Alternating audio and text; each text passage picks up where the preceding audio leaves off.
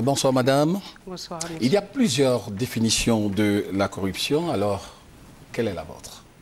Transparency International définit la corruption comme l'abus d'un pouvoir qui vous est confié pour des intérêts privés.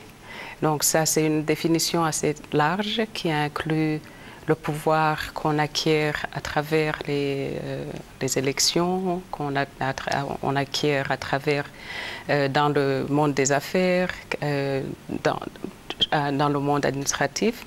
Donc tout ce qu'on fait à un niveau où on a un pouvoir, on peut l'utiliser pour le bien commun comme on peut l'utiliser pour l'intérêt privé. Et donc pour nous, c'est au moment qu'on utilise son pouvoir pour l'intérêt privé qu'on bascule dans la corruption. Un exemple? Un exemple, ça peut être un exemple très simple, un professeur, un enseignant à l'école primaire qui, au moment de passer des examens, demande à une jeune fille de coucher avec lui. C'est une corruption. Un médecin qui travaille dans un hôpital public, mais qui a peut-être un parent qui a une clinique privée et quand on va le consulter, qui s'arrange toujours pour envoyer la personne chez son parent dans une clinique privée parce que ça coûte plus cher. C'est de la corruption. Mais dans les processus de passation des marchés, et quand on s'arrange pour que la personne, son parent, à qui on veut donner ou bien son allié politique, à qui on veut donner un marché, et qu'on lui communique les spécifications du marché à l'avance, c'est la corruption. Ça prend plusieurs formes. Notre pays, la Côte d'Ivoire, est classé à la 130e position. Quel commentaire faites-vous sur cette situation en Côte d'Ivoire? Avec les Ivoiriens qui sont contents de voir qu'il y a une amélioration par rapport à la perception que se font ceux qui font qui s'intéressent à la Côte d'Ivoire, qui investissent en Côte d'Ivoire et les analystes politiques de la Côte d'Ivoire. Je me réjouis de voir qu'il y a une amélioration, mais en même temps, vous conviendrez avec moi qu'on est encore loin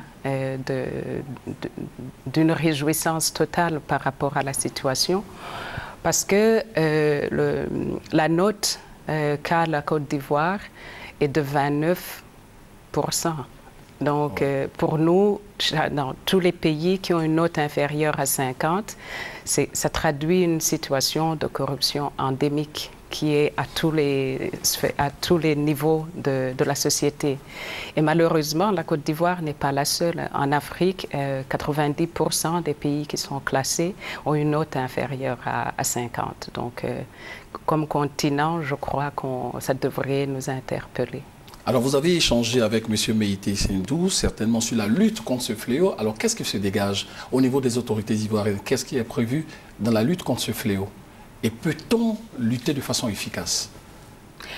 On doit pouvoir lutter de façon très efficace. Et c'est pour cela qu'à l'occasion de cette journée mondiale, ce sont les jeunes qui sont invités à contribuer à la lutte contre cette corruption. Est-ce que vous pensez que les jeunes ont les armes, ont les moyens nécessaires pour apporter leur contribution? Et de quels jeunes s'agit-il? Les jeunes l'Afrique, selon la définition de l'Union africaine, on est jeune jusqu'à 34 ans. Et donc, on veut interpeller tous les jeunes et on sait que le plus souvent, à partir entre 25 et 34 ans, on a déjà des fois un poste de responsabilité. Donc, on veut les interpeller ensemble. C'est le camp qu'on organise la semaine prochaine à Yamoussoukro, en fait, à partir de demain. Regroupe des jeunes qui viennent de la Côte d'Ivoire, bien sûr, du Burkina Faso, du Bénin, du Togo, du Niger et du Sénégal. Et c'est pour qu'ils réfléchissent ensemble sur leur rôle, sur leur devoir en tant que citoyens et sur leurs responsabilités. Et On parlait tout à l'heure de est-ce que les jeunes peuvent faire quelque chose. Nous pensons que chaque citoyen a un rôle à jouer dans la lutte contre la corruption. Comme je vous disais, on est tous victimes, mais on peut aussi être acteur de la corruption. Et on veut éviter les deux, parce que c'est de ça qu'il s'agit. On veut dire aux jeunes, ne restez pas victimes de la corruption. Levez-vous et dites non à la corruption, et dénoncez la corruption, et comportez-vous de façon intègre. Vous avez de l'espoir, hein? Oui, il faut avoir de l'espoir. On voit qu'il y a des pays qui n'ont pas une situation de corruption endémique. Et c'est tous les citoyens ensemble, ce n'est pas seulement les gouvernants, parce que dans la plupart des pays, surtout en Afrique, quand on parle de la lutte contre la corruption, on pense que c'est une responsabilité des gouvernants seulement. Mais c'est la responsabilité commune. C'est tous les citoyens qui doivent se lever. D'abord, les citoyens pour demander des comptes.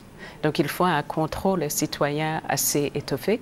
Mais les gouvernants ont la responsabilité de donner un espace aux citoyens pour qu'ils puissent demander des comptes. Merci d'avoir accepté notre invitation, madame.